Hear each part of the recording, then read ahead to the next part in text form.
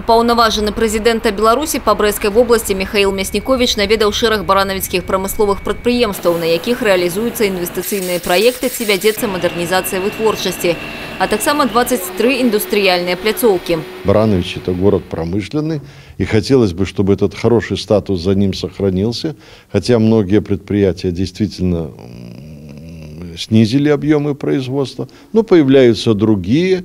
Хотелось бы, чтобы удельный вес промышленности в валовом региональном продукте или валовой добавленной стоимости Барановича не снижался. За этим интеллект, за этим новые проекты, новые программы. Вот, например, на филиале или на заводе станкостроительном «Атлант», на котором мы присутствуем, они реализуют очень уникальные инновационные вещи, которые действительно дают принципиально новое качество холодильников. Фактически это одна-две компании в мире, которые будут обладать таким высоким уровнем инновационного развития. Такие проекты надо и поддерживать. Но работать за кого-то никто не намерен.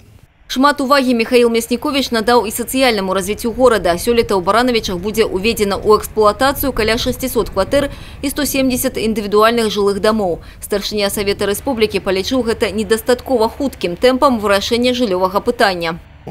Мы считаем, что этого крайне мало. И это обусловлено не тем, что там погоня за какими-то валовыми показателями. 17,5 тысяч семей сегодня в Барановичах стоит на очереди для улучшения жилищных условий. Если по 750 квартир строить каждый год, то это понятно, что только те, которые стоят на очереди, будут ждать 20 с лишним лет. Такое никуда не годится. Старшыня Савета Рэспублікі даў мясцовым уладам даручэнне знайсці магчымасць у наступным годзе як мінімум падвоіць аб'ёмы жыллёвага будаўніцтва, вызначыць зручныя будаўнічыя пляцоўкі, забяспечыць інфраструктуру. Таму што развіты горад – гэта ў першую чаргу забяспечанасць жыхароў жыллём. Алена Ракуць, Аліса Грыгарчук, Мікалай Руцкі, тэлерадыёкампанія «Брэст».